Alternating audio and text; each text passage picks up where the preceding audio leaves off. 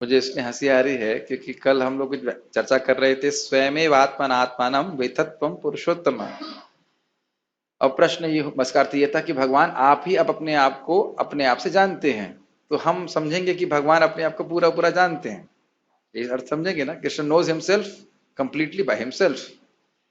लेकिन परम पूज्य वृंदावन चंद महाराज से मैंने पूछा, क्योंकि प्रश्न आया था कि हम देखते हैं कि भगवान कृष्ण कहते हैं कि मैं अपने माधुर्य का अनुभव नहीं कर पाता जिस प्रकार से श्रीमती राधा रानी करती हैं, क्योंकि भगवान के माधुर्य का अनुभव भक्त करता है।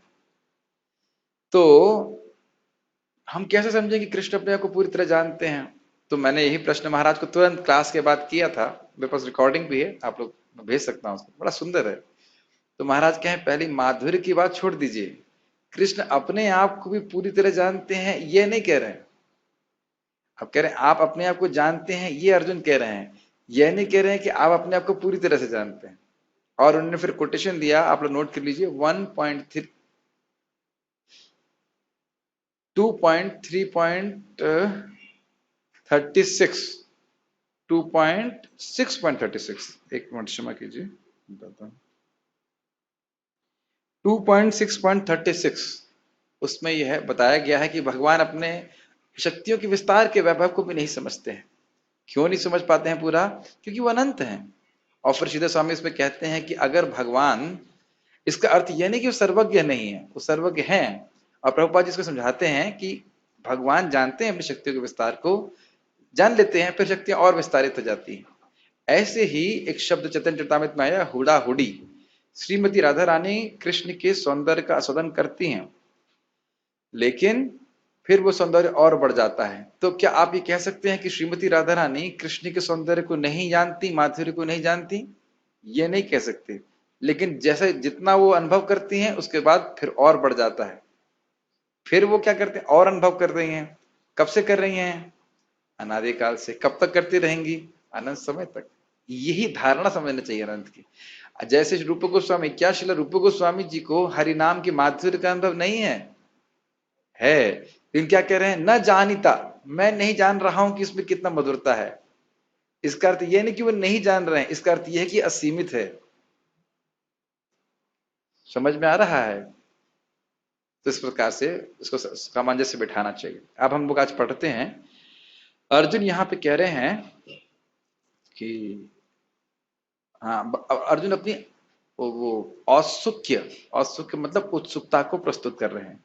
भगवान के बारे में सुन रहे हैं, और भगवान के बारे में सुनने का प्रभाव ये होता है कि सुनने की इच्छा और अधिक जागृत हो जाती है। ठीक है, इसको भी हम लोग चर्चा करेंगे। मेरे पीछे को बक माइक पे बोलिए। श्रीमद् भगवद गीता अध्याय 10 श्लोक क्रमांक 16 से आगे। वक्तुम अर्हस्य शेषेण, वक्तुम अर्हस्य शेषेण दिव्या हि आत्मविभूतयः, दिव्या हि आत्मविभूतयः, याभिर्विभूतिभिर्लोकान् याभिर्विभूतिभिर्लोकान् निमांस्त्वां व्याप्रतिष्ठसि। इमांस्त्वां व्याप्य तिष्ठसि। वक्तुम अर्हस्य अशेषेणा, अशेष, शेष का मतलब होता है खत्म कर देना। अशेषेणा मतलब बड़े विस्तार से आप हमको अपनी दिव्य विभूतियों के बारे में, आत्म विभूति जो आपकी स्वयं की विभूतियां हैं, जिसके द्वारा आप इस जगत में अनुभूत किए जा सकते हैं, वह हमको आप बताइए। या फिर विभूति भीर लोकान निमास्तवम व्यापतिष्ठति, जिसके द्वारा आप इस जगत का नियमन कर रहे हैं, आप वह हमको बताइए। कृपा करके विस्तार पूर्वक मुझे अपने उन देवी ऐश्वर्यों को बताएं जिनके द्वारा आप इन समस्त लोकों में व्याप्त हैं, और व्याप्त होकर व्याप्त किस तरह से हैं? नियामक के रूप में। गीता भूषण टीका, छोटी सी टीका है। क्योंकि आपके स्वरूप को यथावत जानना कठिन है, इसलिए मैं आपकी विभूतियों को जानने के लिए जिज्ञासु हूं। ये लिंक है पहली लाइन। पिछले श्लोक में भगवान ने, अर्जुन ने क्या कहा? स्वयमेव आत्मानम आत्मानम, आप ही अपने आप को जानते हैं। इसलिए स्वरूप को जानना, समझ लेना चाहिए कि स्वरूप को जानना भगवान के कठिन है। तो मैं आपकी विभूतियों को देखकर आपका स्मरण करना चाहता हूं। तो इसलिए आप बताइए कि किस प्रकार से आप अपनी विभूतियों के रूप में, विभूति मतलब शक्तियों के रूप में इस जगत में व्याप्त हैं। स्पष्ट है। दिव्य अर्थात अपनी उत्कृष्ट और असाधारण विभूतियों को पूर्ण रूपेण मुझे बताइए, जिसके द्वारा आप इस जगत का नियमन करते हुए विराजमान होते हैं। समझ में आया? जगत भगवान नियामक हैं, लेकिन किस प्रकार से वो नियमन कर रहे हैं, इसको जान करके भगवान की ऐश्वर्य का अनुभव होता है, उनके प्रति हमारा शरणागति का भाव बढ़ता है। कितने महान भगवान हैं, इसलिए वो पूछ रहे हैं। और दिव्य का अर्थ यहाँ पे, दिव्य का अर्थ हमेशा उस तरह से नहीं लेना होगा कि गुणों की, गुणों के परे। जनरली दिव्य का अर्थ हम ये लेते हैं, लेकिन यहां बोल रहे उत्कृष्ट, असाधारण। भले ही भौतिक जगत में है, लेकिन ये जो गुण हैं वे बहुत, ये जो विभूतियां हैं वे बहुत आश्चर्यजनक है। कैसे समझाऊं मैं? मान लीजिए आप किसी के शिष्य को देखते हैं और वह शिष्य बहुत अच्छा भक्त है, तो आप सोचेंगे ना कि गुरु जी कितने अच्छे भक्त होंगे। गुरु जी की शक्ति के द्वारा तो शिष्य भक्ति कर रहा है। तो उसी प्रकार से एक छोटा सा उदाहरण दे रहा हूं, उसी प्रकार से इस जगत में कोई व्यक्ति अगर बहुत महान दिख रहा है, तो वो भगवान के द्वारा शक्ति प्रदत्त है। और भगवान इस बात को बोलेंगे भगवत गीता में, केवल एक अंश मात्र है। और उसमें एक और बात ध्यान देना चाहिए, अगर हम किसी से द्वेष कर रहे हैं तो हम वस्तुतः कृष्ण से द्वेष कर रहे हैं, क्योंकि उसके पास जो भी अच्छा गुण है वह कृष्ण से ही आया है। ये समझ में आया बात? तात्पर्य, इस श्लोक से लगता है कि, मतलब समझिए बात क्यों मैं बोल रहा हूं। ये श्लोक बहुत इंपॉर्टेंट है। इस जगत में किसी के पास बल है, सौंदर्य है, ऐश्वर्य है, वैराग्य है, उसका स्रोत कौन है? भगवान कृष्ण है। तो जब भगवान से प्रेम है तो उनकी विभूतियों को देख करके प्रसन्नता होती है, द्वेष नहीं होता। द्वेष मतलब एनवी, एक जो। और हमारे हृदय में कितना ही मात्सर्य हटा है, इसको हम देख सकते हैं कि जब किसी का उत्कर्ष हो, उत्कर्ष मतलब प्रगति हो, तो क्या हमको अच्छा लगता है। और एक इसमें सूक्ष्म बात यह भी है कि जो लोग भौतिकतावादी में बहुत आगे बढ़े हुए हैं, भक्त लोग बोलते हैं इससे क्या फायदा, तुम लोग भौतिकतावाद में इतना क्यों प्रगति कर रहे हो? तो क्या भगवान के भक्तों को उनसे द्वेष होता है? क्या उनके प्रति ईर्ष्या होती है इसलिए बोल रहे हैं? प्रश्न समझ रहे हैं? कोई भौतिकता में बहुत लिप्त है, बहुत धनी हुआ जा रहा है, तो क्या भगवान के भक्त उनसे द्वेष करते हैं इसलिए बोलते हैं अरे तुम इस धन के पीछे क्यों भाग रहे हो? क्या उत्तर है? करुणावश। यस, वो जान रहे हैं कि इससे इस जीव का कुछ भी फायदा नहीं होना, ये तो और अधिक इसमें लिप्त हो जाएगा, इसमें सारे दोष आ जाएंगे, भगवान की भक्ति नहीं कर रहा है। भक्ति तो नहीं कर रहा है, अपितु भक्ति से दूर ले जाने वाले कार्य में और संलग्न हो रहा है। तो करुणावश ये बोलते हैं। ठीक है। तात्पर्य, इस श्लोक से लगता है कि अर्जुन भगवान संबंधी अपने ज्ञान से पहले से संतुष्ट हैं। कृष्ण कृपा से अर्जुन को व्यक्तिगत अनुभव, बुद्धि तथा ज्ञान और मनुष्य को इन साधनों से जो कुछ भी प्राप्त हो सकता है वह सब प्राप्त है, तथा उसने कृष्ण को भगवान के रूप में समझ रखा है। क्या प्रमाण था? परब्रह्म परम धाम पवित्रम परम भवान पुरुषम शाश्वतम दिव्यम आदि देवम अजम विभुम। इस प्रकार के भगवान के गुणों को वह समझ रहे थे। उसे किसी प्रकार का संशय नहीं है, तो भी वह कृष्ण से अपनी सर्वव्यापकता की व्याख्या करने के लिए अनुरोध करता है। मतलब उन्हें की आवश्यकता नहीं है, लेकिन कर रहे हैं। क्यों? सामान्य जन तथा विशेष रूप से निर्विशेषवादी भगवान की सर्वव्यापकता के विषय में अधिक विचारशील रहते हैं। विचारशील रहते हैं मतलब वो यही धारणा करना चाहते हैं कि इस प्रकार से ब्रह्म सब जगह है। अतः अर्जुन श्री कृष्ण से पूछता है कि वे अपने विभिन्न शक्तियों द्वारा किस प्रकार सर्वव्यापी रूप में विद्यमान रहते हैं। हमें यह जानना चाहिए कि अर्जुन समान लोगों के हित के लिए, सामान्य लोगों के हित के लिए पूछ रहा है। अब इसको टीका से कैसे रिलेट करें? लिंक क्या था? भगवान के दिव्य स्वरूप को समझना सामान्य लोगों के लिए कठिन है, लेकिन इस जगत की वस्तुओं को देखना ये आसान है। इसको आप दूसरे स्कंद में भी पढ़ेंगे, जो जो दूसरे स्कंद की शुरुआत में ही फर्स्ट स्टेप इन, पहला गॉड रियलाइजेशन। यस, तो व्यक्ति भगवान की दिव्य स्वरूप का अनुभव नहीं कर सकता है, तो इस जगत की जो क्या कहते हैं हम लोग उसको, विश्व रूप, उसका वो ध्यान करते हैं। विश्व रूप जो है वह भगवान का स्वरूप नहीं है। विश्व रूप जड़ है, भगवान का स्वरूप कैसा है? सच्चिदानंद है, लेकिन क्योंकि वह सच्चिदानंद स्वरूप की धारणा नहीं कर सकते हैं, इसलिए शास्त्र बोलते हैं कि वह विश्व रूप की धारणा करें। किस प्रकार से भगवान इस पूरे जगत में व्याप्त हैं, और फिर धीरे धीरे शुद्धिकरण होगा तो वह आगे भगवान के शुद्ध स्वरूप का धारण करने के लिए योग्य हो जाएंगे। तो इसलिए अर्जुन इस प्रकार से बोल रहे हैं। हाँ, क्योंकि भौतिक वस्तु से बना हुआ है। विश्व का अर्थ क्या है? ऊपर के लोगों से लेकर नीचे तक जितने भी लोग हैं उनकी धारणा की जाती है कि भगवान का ये मुख है, ये भगवान के हाथ हैं, ये भगवान के चरण हैं। भगवान का स्वरूप तो चिदघन है, वह इस भौतिक जगत से बिल्कुल विलक्षण है, तो इस प्रकार से उसको भौतिक कहा जाता है। वही नहीं, विराट स्वरूप भी सच्चिदानंद नहीं है, वही विराट रूप कहिए, विश्व रूप कहिए, वो एक ही बात है। ठीक है, तो प्रश्न समझ में। अब प्रश्न आगे देखते हैं, मेरे पीछे बोलिए। कथम विद्यामहं योगिन्, कथं विद्यामहं योगिं त्वां सदा परिचिन्तयन्, त्वां सदा परिचिन्तयन् केषु केषु च भावेषु, केषु केषु च भावेषु चिन्तयोऽसि भगवन्मया, चिन्तयोऽसि भगवन्मया।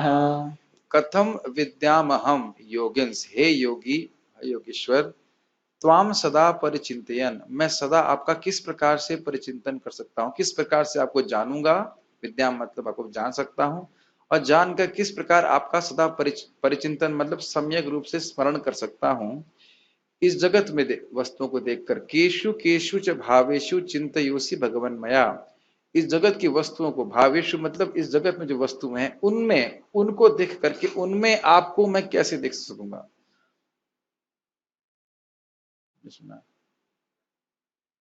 उनमें आप मतलब किस प्रकार से विराजमान है विभूति रूप में, मैं कैसे देख पाऊंगा। इसको आप समझते हैं कि इस जगत में अगर किसी व्यक्ति की वस्तु हम देखते हैं तो उस व्यक्ति का स्मरण होता है। तो इस जगत में क्योंकि हमारे भगवत प्रेम नहीं है, तो वस्तुओं को देखते सोचते हैं कि ये मेरे लिए है, और मेरे लिए तो है ही, साथ ही साथ बोलने लगते हैं ये मेरी भी है ना।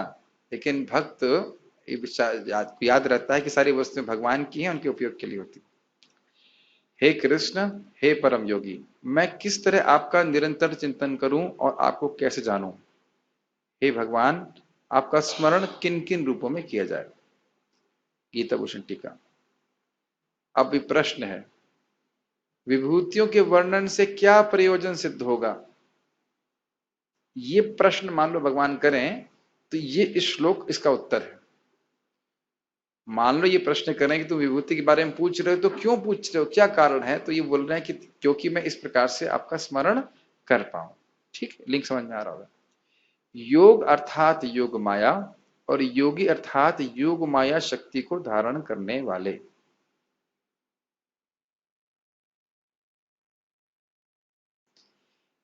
इसमें अभी आगे नोट आने वाला है, योग माया का अर्थ क्या होता है। योग माया मतलब वह शक्ति जो भगवान को कभी कभी भक्त के समक्ष प्रकट करती है, ये अप्रकट कर देती है। बड़ी गंभीर बात है। भगवान की भगवत्ता को छुपाना और कभी कभी प्रकट करना, ये योग माया का कार्य है। योग माया वैकुंठ में कार्य नहीं करती। चैतन्य चरितामृत में इसका उदाहरण दिया जाता है। अब आप कहेंगे क्यों। क्योंकि वहां पे सबको हमेशा मालूम रहता है कि भगवान भगवान है। यस, गोलोक में क्या सबको मालूम रहता है कि भगवान भगवान है? नहीं। तो या तो गोलोक में कार्य करती है या फिर भूलोक में काम करती है, जगत में काम करती है। जब भगवान यहाँ पे आते हैं तब भी अपने आप को योग माया से ढके रहते हैं कि नहीं। नाहम प्रकाश सर्वस्य योग माया समावृतः मूढ़ोयम ना भी जानाति लोको माम अजम अव्ययम। तो इस बात को हम गीता में सुनते हैं। तो इस जगत में योग माया कार्य करती है और आध्यात्मिक जगत में, लेकिन अंतर क्या है। आध्यात्मिक जगत में, गोलोक में, या भगवान के शुद्ध भक्त हैं, जब भगवान की भगवत्ता अपने भक्तों से छुपाई जाती है, उसका प्रयोजन क्या होता है। प्रयोजन ये होता है कि उनका प्रेम आदान प्रदान बहुत बढ़ जाए, वो प्रेम से कृष्ण की सेवा कर सके। अगर ये देखिएगा ये तो भगवान है, तो उनका प्रेम शिथिल हो जाता है। ठीक, समझ में आ रहा है। यहाँ पे योग माया का क्या प्रयोजन है। जो लोग भगवान को भूले रहना चाहते हैं वो भूलते रहे, उनको कभी प्रकट नहीं हो कि कृष्ण भगवान। जो भगवान की भक्ति करते हैं योग माया के द्वारा ही भगवान के गुण उनको प्रकट भी होने लगते। समझ रहे हैं मेरे बात? ठीक। आपका सदा, तो समझ रहे हैं योग माया के द्वारा आप सब जगह विद्यमान हैं लेकिन अपने को ढके रखते हैं। जैसे सूर्य का प्रकाश आ रहा है लेकिन हमको नहीं मालूम चलता कि सूर्य का प्रकाश कहां से आ रहा है। आप विभूति के रूप में विद्यमान हैं लेकिन भगवान अपने आप को ढके रखते हैं। यही बोल रहे हैं। जिस व्यक्ति को हम देखना नहीं चाहते, जिसको हम द्वेष करते हैं, उसको देखना नहीं चाहते कि नहीं, शक्ल भी नहीं देखना चाहते, और वो हर जगह विद्यमान हो तो क्यों भाई? यश प्रभु, आप मेरी बात समझ पा रहे हैं? कभी ऐसा हुआ है कि आप किसी को बिल्कुल नहीं देखना चाहते? कभी हुआ जीवन में? और उसकी फोटो अगर रूम में हर जगह लग जाए तब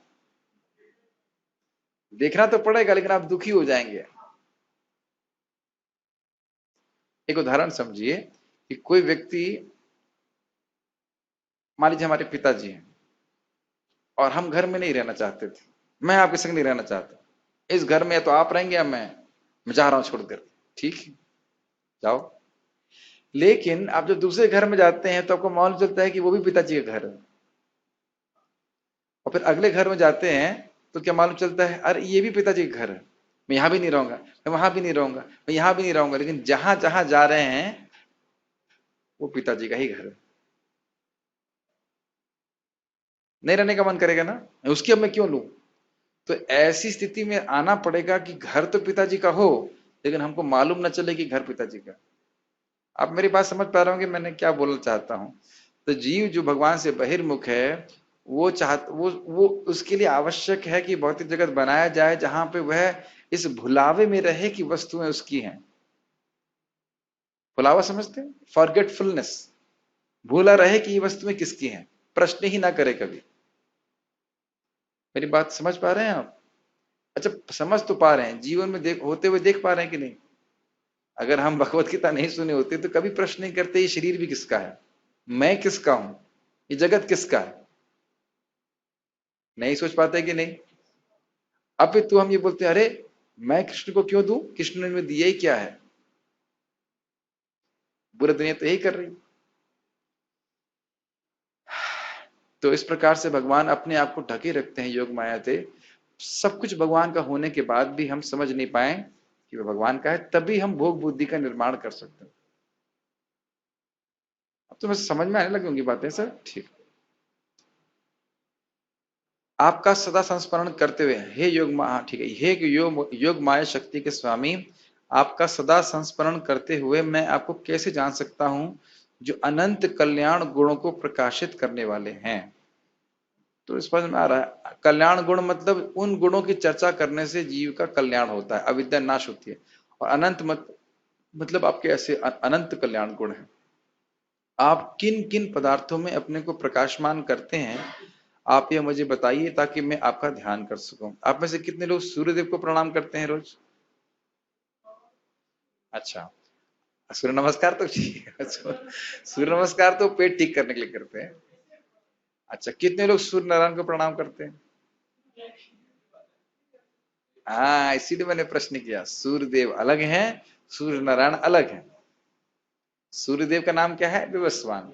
सूर्य नारायण अलग हैं, वो इनके ही वहीं पे लोक में हैं, इनकी पूजा वह स्वयं करते हैं। सूर्य नारायण, और इनकी पूजा कर रहे थे भरत महाराज। आप 5वें स्कंद में पढ़िएगा, लास्ट में वो है श्लोक है जब वो शरीर छोड़ रहे होते हैं तो इस प्रकार से बोलते हैं। समझ में आ रहा है? लिखे मंत्र। कभी कोई व्यक्ति बोला था ये सूर्यदेव की पूजा कर रहे हैं कि भगवान विष्णु की पूजा कर रहे हैं, ना, उनके अंदर सूर्य नारायण है। हम लोग बार गीता की टीका में पढ़ चुके हैं, यू आदित्य तिष्ठति आदित्य ना, ऐसे आदित्य मतलब सूर्य के अंदर वो हैं लेकिन सूर्य नहीं समझ पा रहे हैं कि सूर्य के अंदर वो, इस प्रकार से हमने पढ़ा था। हाँ, भगवान विष्णु, ये मैंने एक जगह और पढ़ा चैतन्य चरितामृत में कि भगवान जो जना देवता हैं उनके परमात्मा भी अलग अलग स्वरूप है भगवान के। शिव जी के हृदय में जो परमात्मा है वो जनार्दन रूप में है। मतलब मैं गलत हो सकता हूँ, शब्द याद नहीं है, से गलत नहीं बोलना चाहिए, लेकिन अलग अलग भगवान स्वरूप में है, लेकिन नहीं जान पाते हैं लोग। जैसे आपने पूछा था कि दुर्गा देवी के हृदय में भगवान है कि नहीं, मोहित प्रभु पूछे थे ना आप, मैं भेजा था ना आपको। तो भरत महाराज को बचाने के लिए कली महाराज को, काली माता जी को प्रेरणा दिया था, तो उसमें स्पष्ट लिखा हुआ है कि वह परमात्मा के रूप में काली के हृदय में भी है। तो सभी देवताओं के हृदय में भी परमात्मा के रूप में विराजमान। सूर्य नारायण भगवान की विष्णु है, भगवान विष्णु। तो जो सूर्य देव से अलग है, लेकिन वो सूर्यदेव से अलग है। सूर्यदेव कौन है? विवस्वान एवं विवस्वतो योगम प्रोक्त वाहन। सूर्य नारायण क्यों है फिर? क्योंकि भगवान है। कुछ तो होगा पीछे। आपका नाम सुंदर माधव क्यों है? तो नाम से अब कृष्ण, कोई कहे कृष्ण ने मोर पंख क्यों धारण किया है, मैंने उत्तर दिया जब आप गोलोक जाइएगा तो पूछ लीजिएगा। अरे उनका जो स्वरूप है, तो उनका नाम सूर्य नारायण है।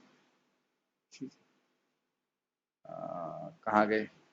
ये आपकी विभूतियों के वर्णन के द्वारा हो जाएगा, इसलिए आप मुझे अपनी विभूतियों की शिक्षा दीजिए। मतलब जब आप विभूति के बारे में बताएंगे तो मैं किसी व्यक्ति को देखूंगा तो यही स्मरण करूंगा कि ये शक्ति आपके द्वारा आ रही, आपका स्मरण होगा।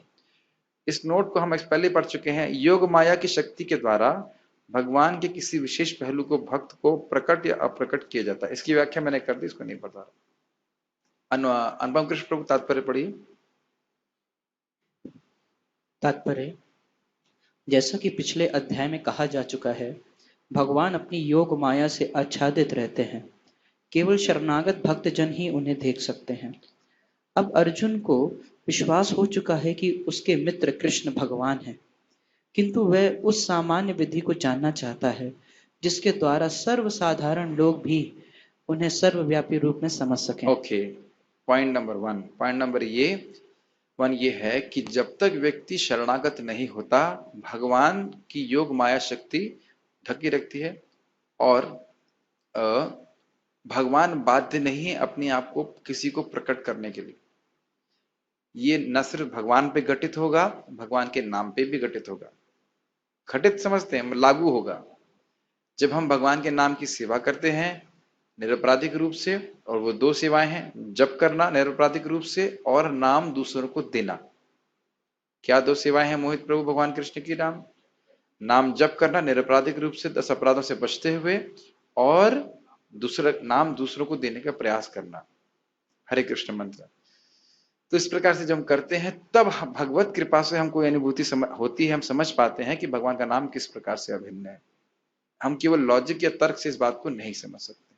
We can not demand Krishna to reveal himself. Krishna को ऐसा नहीं कि हम कुछ हल्ला बोल देंगे तो कहेंगे नहीं हमको मान नहीं रहे हैं, हम आ जाए कृष्ण के सामने, इन लोगों के सामने। ऐसा नहीं होता, ठीक है। और दूसरा पॉइंट यहाँ पे सीख रहे हैं कि सामान्य लोग इस प्रकार से भगवान के शरणागत नहीं है, तो कम से कम भगवान को इस जगत में वस्तुओं में दिखने का क्षमता को जागृत कर सकें। यस।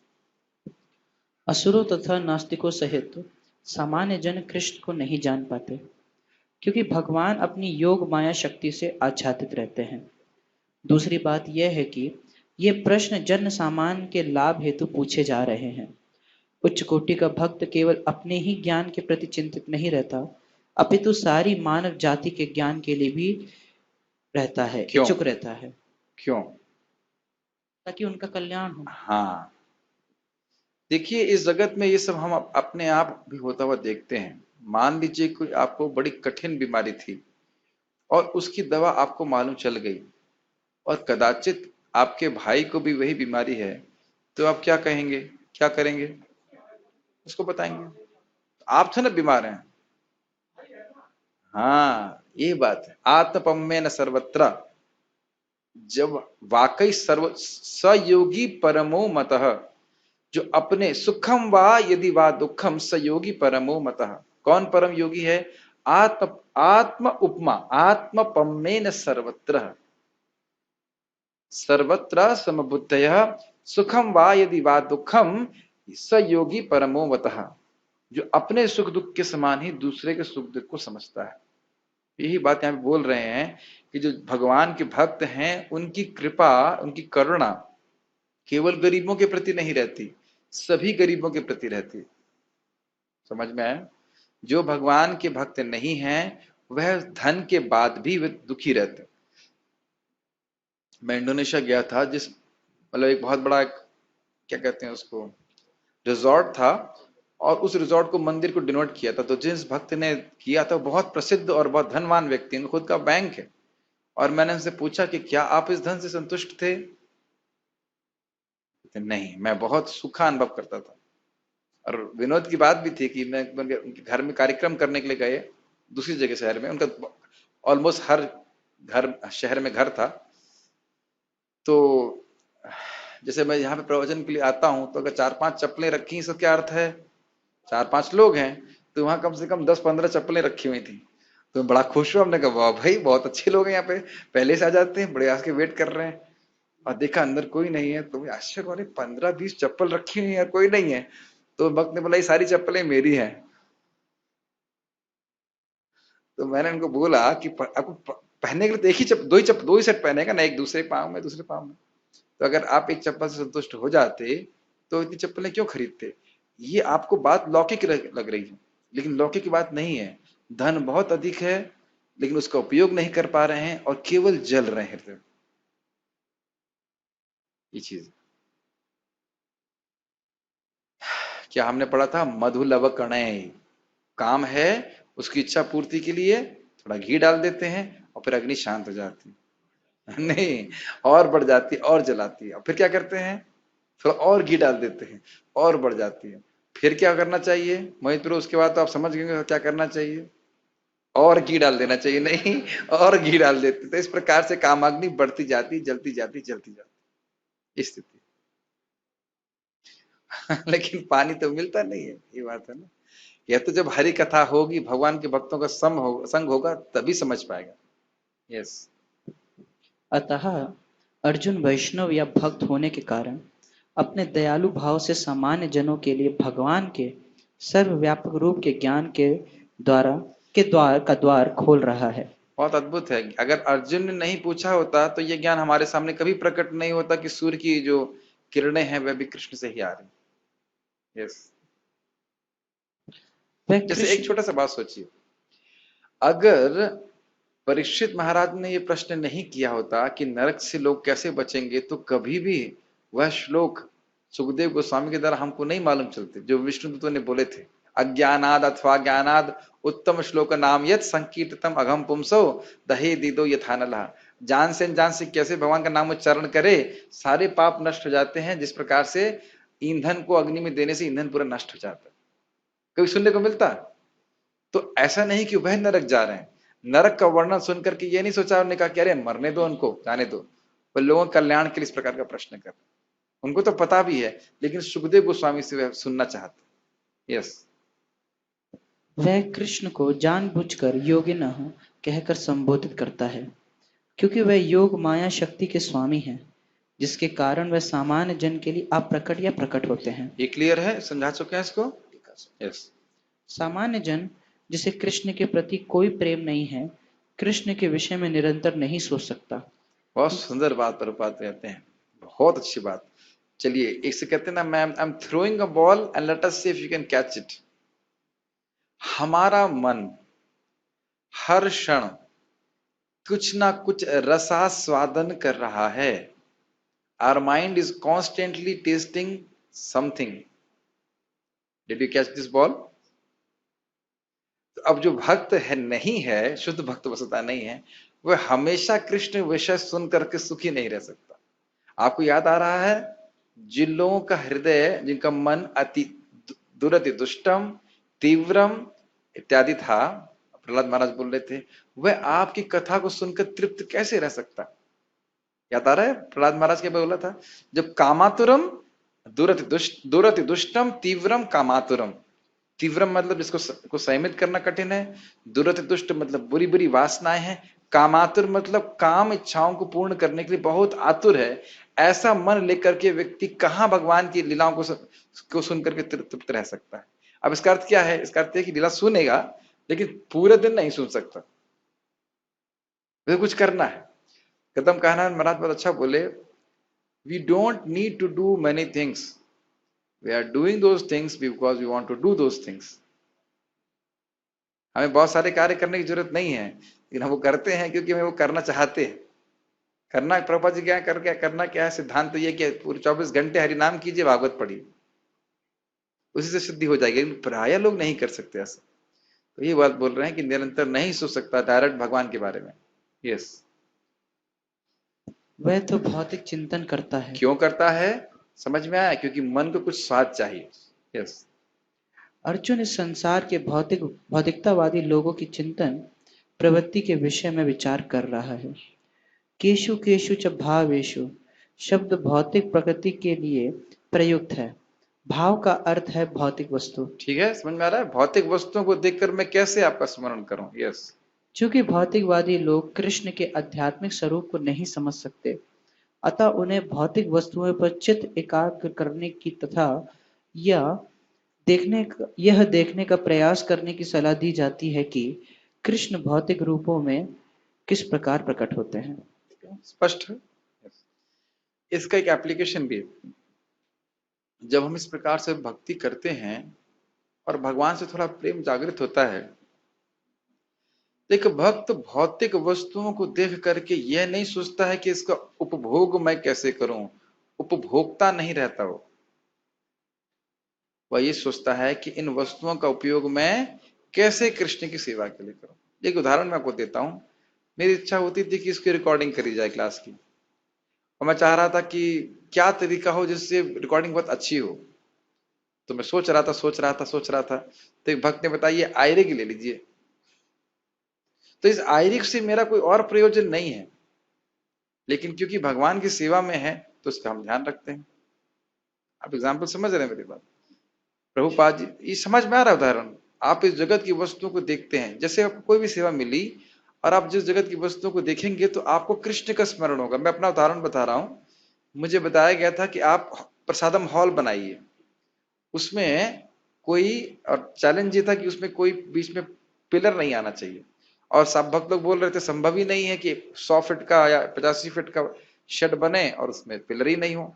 कैसे हो सकता है?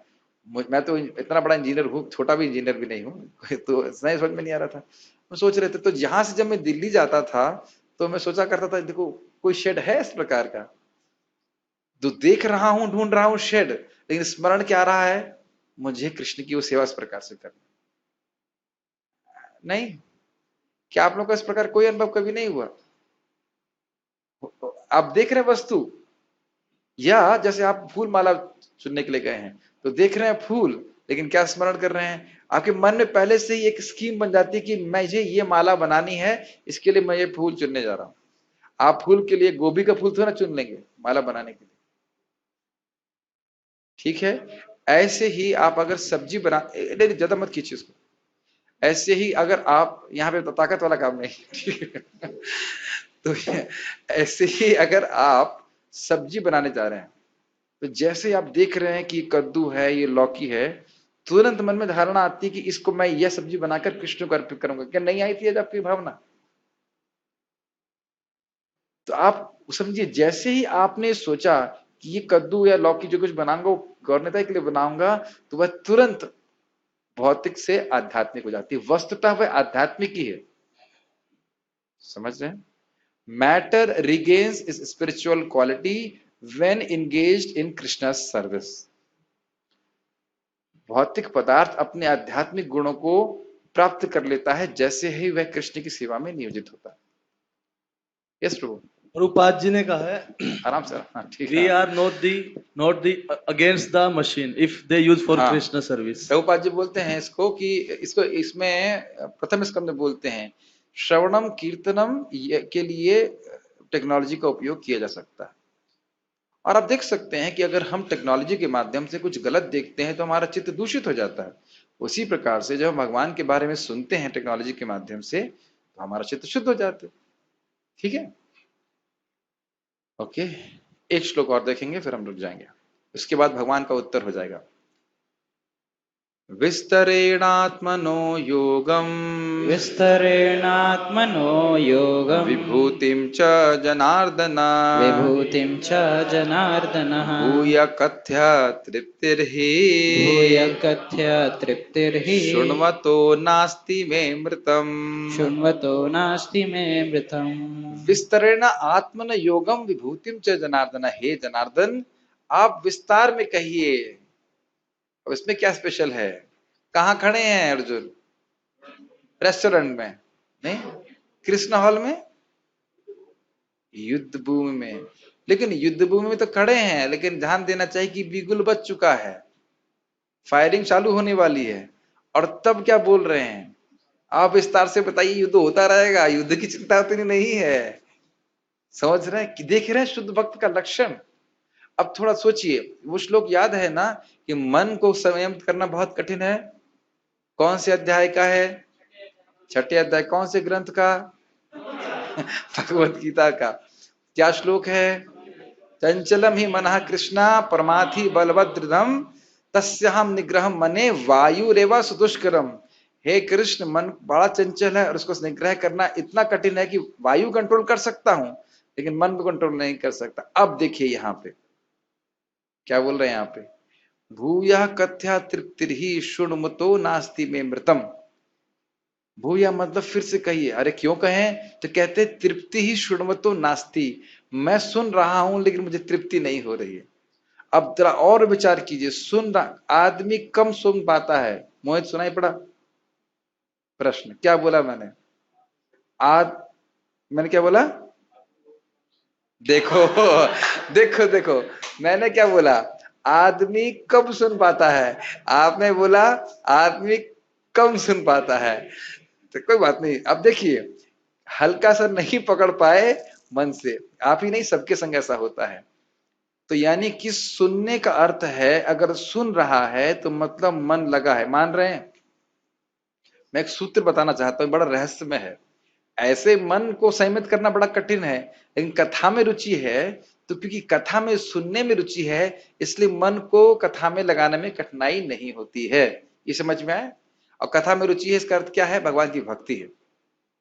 अगर भक्ति नहीं होगी तो इस प्रकार की रुचि नहीं हो सकती। यस।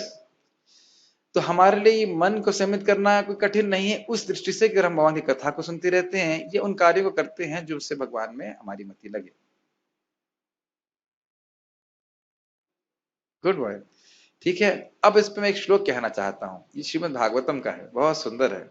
कई बार मैंने बोला है, फिर से बोलूंगा कि तृप्ति नहीं होती, बहुत सुंदर है। वयम तु ना वितृप्यामः उत्तम श्लोक विक्रमे यत् शृण्वताम रसज्ञानाम साधु साधु पदे पदे। वयम तु, कौन बोल रहे हैं? ये शौनक आदि ऋषि। उन्होंने प्रश्न, बहुत सारे प्रश्न कर दिए। तो मान लो अगर सूत गोस्वामी कहते रहे तुम एक प्रश्न करते, दो प्रश्न करते, तुम तो प्रश्नों की झड़ी लगा दे रहे हो, ये क्या बात हुई? तो कहते देखिए, इसका कारण ये है कि हम कथा सुनने के प्रति बहुत हमारा आग्रह है, हमारी तृप्ति नहीं हो रही। तो इसलिए बोल रहे हैं वयम तू। तू मतलब आज क्या सुना था? कृष्णस्तु। तो वयम तू, वयम तु ना वितृप्यामा। चलो कठिन प्रश्न करते हैं। वयम मतलब हम, तू मतलब लेकिन, न वितृप्यामा बढ़िया से वितृप्त नहीं होते हैं। इसमें कर्ता कौन है और विधेय कौन है? वयम हो गए कर्ता, न तू वितृप्यामा ये विधेय। समझ गए? गुड बॉयज, समझ में आ गया। अब समझ में आ रहा है शब्द को? सब्जेक्ट प्रेडिकेट, आपस कठिन चीजें नहीं बोलते। तो कह रहे हैं वयम तु ना वितृप्यामा, भाई हम तृप्त नहीं होते, अन्य लोग तृप्त हो सकते हैं, तो क्यों नहीं हो रहे हैं?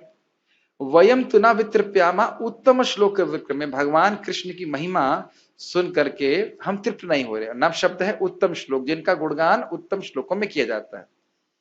तो कह रहे क्यों? कहते हैं यत् शुण्वताम रसज्ञानाम, जो रसज्ञ हैं और इस कथा को सुनते हैं, तो कह रहे हैं स्वादु स्वादु पदे पदे, उनको हर पद पे नया नया स्वाद प्राप्त होता है।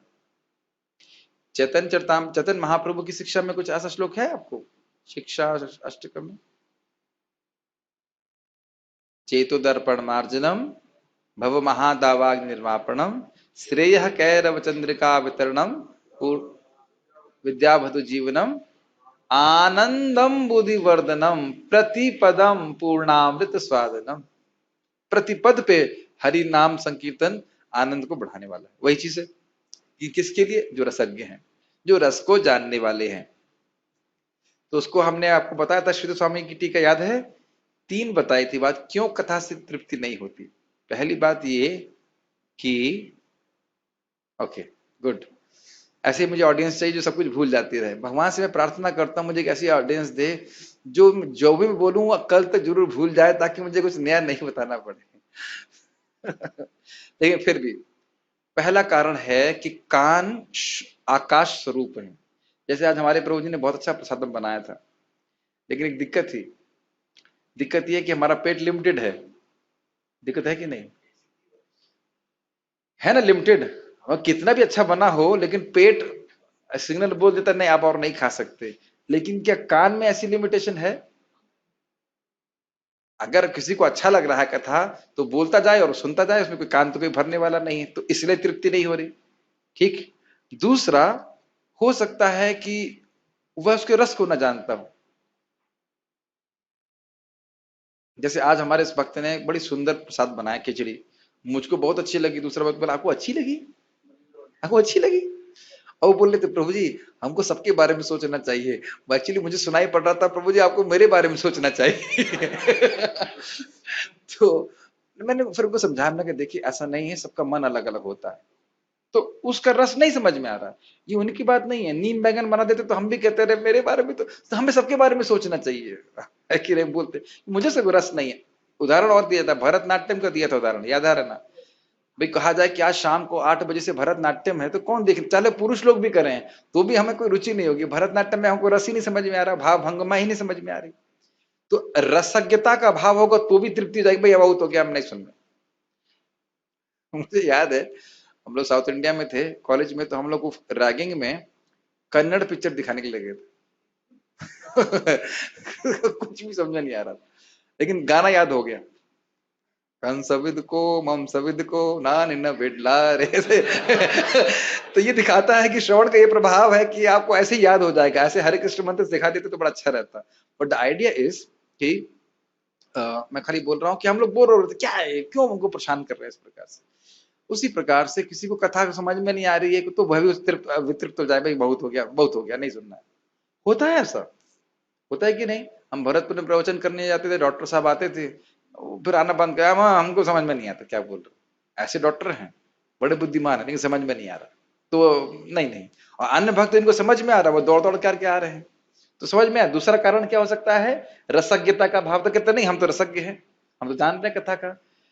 और फिर कहते हैं कुछ कुछ चीजों में ऐसा होता है कि रस बाद में समाप्त हो जाता है। जैसे गन्ने का जूस, गन्ने से जूस निकालते हैं, एक बार उसको डालेंगे पेरेंगे, फिर दूसरी बार पेरेंगे, फिर उसमें जूस समाप्त हो जाता है। लेकिन कृष्ण कथा ऐसी है कि जितनी बार उसको आप सुनेंगे, स्मरण करेंगे, उतना और अच्छा लगेगा।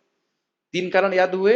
एक, कान आकाश स्वरूप है, कभी भरते नहीं। दूसरा, हृदय, हृदय में आप रस का अनुभव कर पा रहे हो, इसलिए तृप्त नहीं हो रहे। और तीसरा क्या है कि वह कृष्ण कथा कभी रस समाप्त होता ही नहीं। तो यही बात यहाँ पे अर्जुन पे घटित हो रही कि नहीं। भागवतम का तीसरा श्लोक क्या है? प्रथम अध्याय का, निगम कल्पतरो गलितम फलम सुखमुखाद अमृत द्रव्य संयुतम पिबत भागवतम रसमालयम मुहुर रहो रसिका भूवि भावुका। तो वहां पे रसिका, वहां पे भी रसिक बताया गया कि जिन्होंने भक्ति के द्वारा भागवत के रस का अनुभव करने की क्षमता को प्राप्त कर लिया है, आप पीजिए। पीजिए मतलब रुकिए मत। अब जैसे एक मैं उदाहरण दूं, आज हमारे वक्त लोग मैंगो जूस बना रहे थे, बात मैंगो की जूस की थी, लेकिन मुझे ये श्लोक याद आ रहा था कि भागवत को रस आलय से कंपेयर किया गया है कि ऐसा फल जिसमें छिलका नहीं, गोठली नहीं है, केवल रस ही रस। अब देख रहे हैं सुनने का प्रभाव क्या होता है। आप बोल रहे हैं मैंगो जूस, और मुझे स्मरण आ रहा है कि हाँ भागवत को मैंगो से ऐसे मैंगो से कंपेयर किया है, इसमें गुठली नहीं, छिलका नहीं। तो ये सुनने का प्रभाव होता है, वो स्मरण होने लगता है।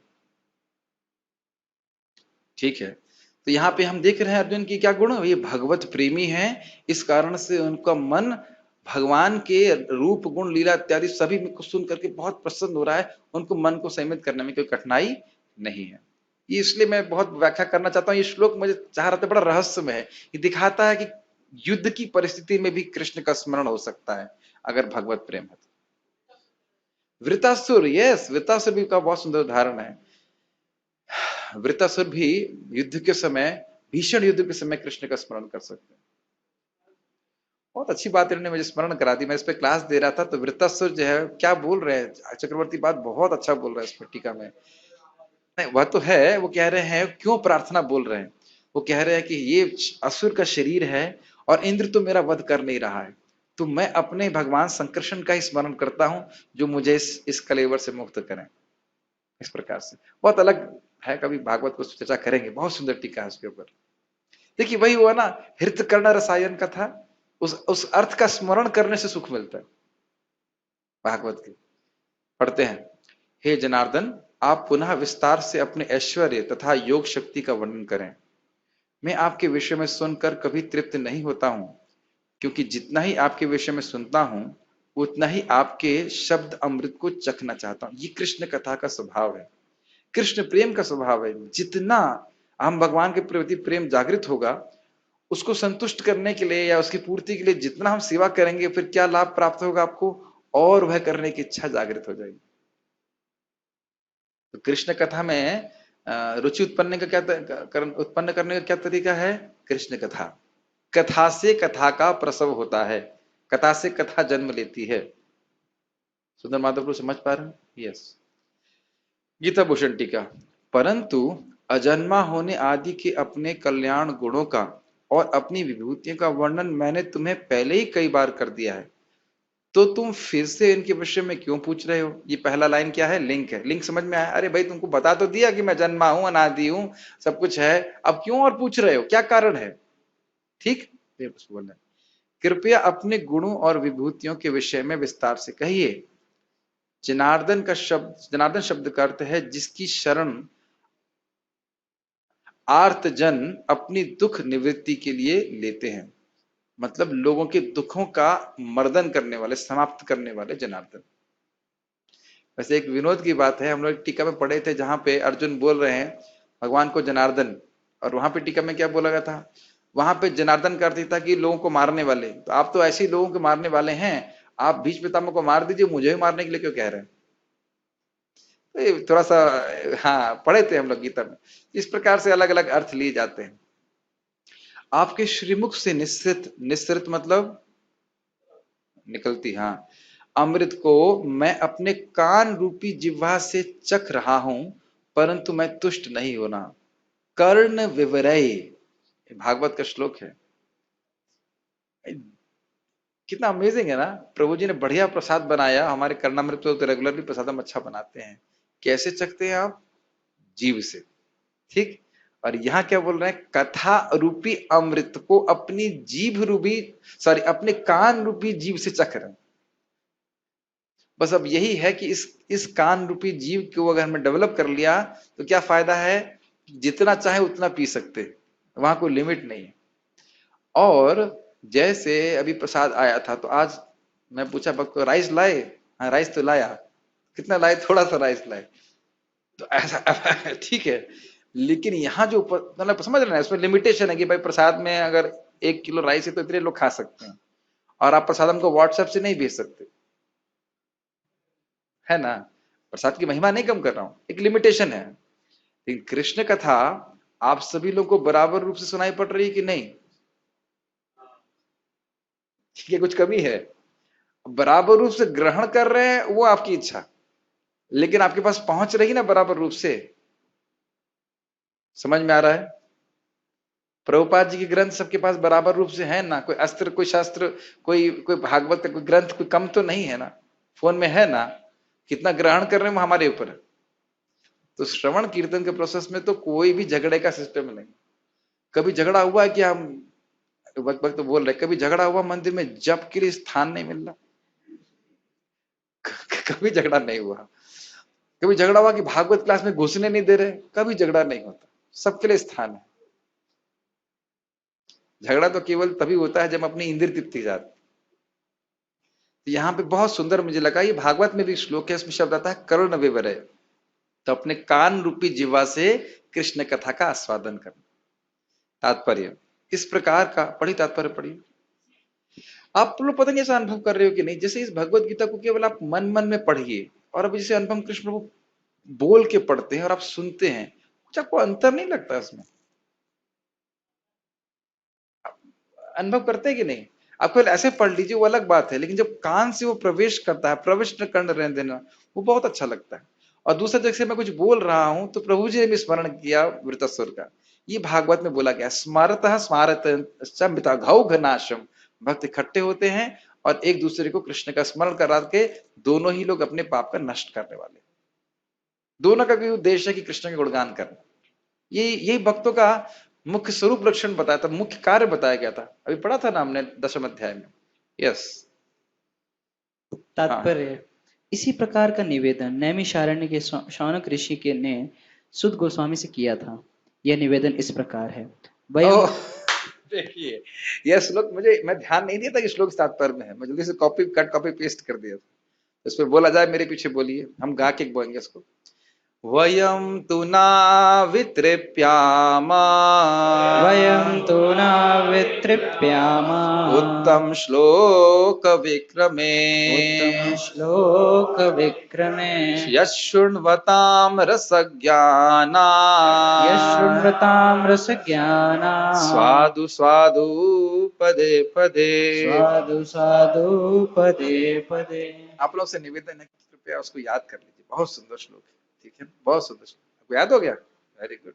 एक बार और बोले, वयं तु नावितृप्यामा, वयं तु नावितृप्यामा उत्तम श्लोक विक्रमे, उत्तम श्लोक विक्रमे यशृण्वतां रसज्ञाना, शृण्वतां रसज्ञाना स्वादु स्वादु पदे पदे, साधु साधु पदे पदे।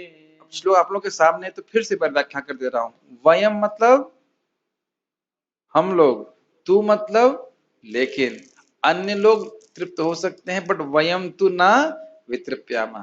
संस्कृत समझ में आ रही है? अन्य लोग तृप्त हो सकते हैं लेकिन हम तृप्त नहीं हुए, हमारे मग्गे बहुत बड़े हैं समझ रहे ना, हम खूब जूस पीना चाहते हैं। कौन सा जूस? कृष्ण कथा का। लेकिन अच्छी बात यह कि यहाँ पे मग्गे का साइज यानी कान का साइज बड़ा करने की जरूरत नहीं है, केवल आग्रह चाहिए। कितना भी बड़ा मग्गा कर लो, कितना प्रसाद खा सकते। कभी कभी लोग बोलते हैं, जैसे हम घर में जाते हैं प्रसाद के लिए, तो कहते हैं प्रभु जी क्या लाएं, तो एक पेट और ले आइए, क्योंकि प्रसाद तो बहुत अच्छा है लेकिन पेट भर गया है। इस प्रकार से किससे तृप्त नहीं हो रहे हैं? उत्तम श्लोक विक्रम है। भगवान उत्तम श्लोक के विक्रम मतलब महान कार्यों के बारे में सुनने से। यद शुण्मताम रसज्ञानाम, जो रसज्ञ हैं, जो भगवान की लीला कथा के रस को जानते हैं, उनको क्या होता है? स्वादु स्वादु पदे पदे, हर पद पे, हर शब्द पे उनको सुख मिलता है। पढ़िए आगे। उत्तम स्तुतियों द्वारा प्रशंसित कृष्ण की दिव्य लीलाओं का निरंतर श्रवण करते हुए कभी तृप्ति नहीं होती, किंतु जिन्होंने कृष्ण से अपना दिव्य संबंध स्थापित कर लिया है, वे पद पद पर भगवान की लीलाओं का वर्णन का आनंद लेते रहते हैं। श्रीमद् भागवतम 1:1-19। अच्छा, ये भी इंटरेस्टिंग है। अच्छा, ओ सॉरी, मुझे लगा 1:11, 1:19, ठीक। अतः अर्जुन कृष्ण के विषय में और विशेष रूप से उनके सर्वव्यापी रूप के बारे में सुनना चाहते हैं। जहां तक अमृतम की बात है, कृष्ण संबंधी कोई भी आख्यान अमृत तुल्य है और इस अमृत की अनुभूति व्यवहार से ही की जा सकती है। और अगर कभी कभी क्लास थोड़ी कठिन हो तो भी वह अमृत तुल्य है। जैसे आज सुबह की क्लास थोड़ी कठिन थी, लेकिन देखिए आपने आज सुबह सुना, अब वही प्रश्न मैंने विधेय और उद्देश्य के संबंध में किया तो आप उत्तर दे पाए। थोड़ा हमें समय लगा समझाने में, लेकिन आप समझ, एक्चुअली मैं कोई कृष्ण कथा भी नहीं, तो सिंपल ग्रामर पढ़ा रहा था, सब्जेक्ट और प्रेडिकेट, लेकिन उस ग्रामर का संबंध कृष्ण से लिया जा रहा है। अन्यथा सब्जेक्ट प्रेडिकेट पढ़ने में, ये देखो इतने साल बीत गए, कितने साल बीत गए? 2003 से भक्ति करने का प्रयास कर रहे हैं, आज हो गया 2020। 17 साल तक मैंने कभी सब्जेक्ट और प्रेडिकेट के बारे में कोई सब्जेक्ट ही नहीं आया, कभी नहीं किया। लेकिन जब इसका संबंध कृष्णस्तु भगवान स्वयं से था तो माथा मारना चालू कर दिया कि क्या मतलब है सब्जेक्ट का, क्या मतलब प्रेडिकेट का। Does it make sense? अगर कोई, जब हम लोग कॉलेज में भी पढ़ते थे तब भी याद नहीं कि सब्जेक्ट और प्रेडिकेट कभी ध्यान दिए हो, कभी ध्यान ही नहीं दिया। सुना था लेकिन ध्यान नहीं दिया था। एक जब कृष्ण से संबंध है, टीका समझनी है, तब उसके लिए हम मेहनत कर। नंबर लाने के लिए पढ़ते थे लेकिन तब भी याद नहीं है कि सब्जेक्ट और प्रेडिकेट क्या, कभी समझ में नहीं आया था मुझे ठीक से। नंबर तो आ ही जाते हैं, कोई दिक्कत नहीं, समझने की जरूरत नहीं होती है। माता पिता सोचते हैं लड़का बहुत तेज है, लेकिन लड़का केवल नंबर लाने में तेज है सब्जेक्ट समझने में तेज नहीं होते। तो इस प्रकार से तो ये बड़ी सुंदर बात है।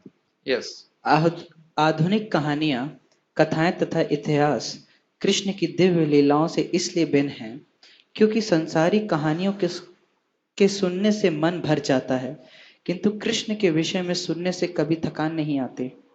यही कारण है कि सारे विश्व का इतिहास इसका कारण भी है। सी, जब हम कृष्ण के बारे में सुनते हैं तो कृष्ण सुखी होते हैं, और कृष्ण सुखी होते हैं तो हम सुख का अनुभव करते हैं, ये बात। और जगत की वार्ता कैसी है? डेड वार्ता, जो जिंदा व्यक्ति है उसको मार देती है। और कृष्ण कथा कैसी है? जो मरे हुए व्यक्ति हैं उनको जिंदा कर देती है। जीवंत सन्मुखरितम भवती, ये बात। वो तभी जी ही रहे हैं जब कथा सुन रहे हैं, अन्यथा वो मृत है। यस। यही कारण है कि सारे विश्व का इतिहास भगवान के अवतारों की लीलाओं के संदर्भों से पटा हुआ है। ये हर पुराण में भगवान की कथा रखी गई है। यस। हमारे पुराण विगत युगों के इतिहास हैं जिनमें भगवान के विविध अवतारों की लीलाओं का वर्णन है।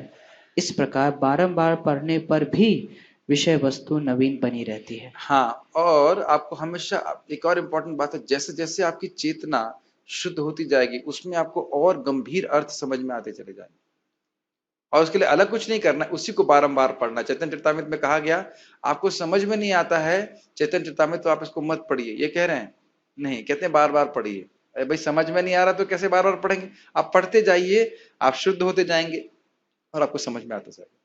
समझाने वाला अंदर ही बैठा हुआ है, टीचर कृष्ण बैठे हैं कि नहीं। मैं फिर से बोलूंगा, एक स्मॉल मेडिटेशन, आप पढ़ने बैठे तो स्मरण करिए कि कृष्ण अंदर ही बैठे हैं, बड़े प्रसन्न हैं।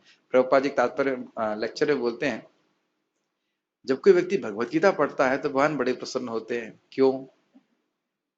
तो वो कहते, भगवान कृष्ण क्या सोचते हैं, अरे भाई जगत में कोई तो मेरे बारे में पढ़ नहीं रहा है, देखो मोहित पढ़ रहा है मेरे बारे में। मुझे याद है मोहित प्रभु इतने उत्साहित थे कि भगवत गीता को अपने संग लेके घूमते थे, है ना। मुझे भगवत गीता पढ़नी, मुझे भगवत गीता पढ़नी। अब देखिए भगवान ने आपकी इच्छा पूर्ण भी कर दी। आप लोग एटलीस्ट सितंबर एक सेमेस्टर गीता पढ़ लें, ऑलमोस्ट नहीं, ऑलमोस्ट आधा सेमेस्टर गीता पढ़ ली कि नहीं पढ़ ली? पूरा सेमेस्टर कर लिया आपने गीता में। भगवान इच्छा पूर्ण करते हैं, और देखिए आपकी इच्छा पूर्ण करने के लिए भगवान ने पूरा जगत में कोरोना वायरस फैला दिया। कह रही तो विनोद की बात है। कोई प्रश्न है? सो चलो स्टॉप हियर। श्रीमद् भगवद गीता की जय, श्रील प्रभुपाद की जय।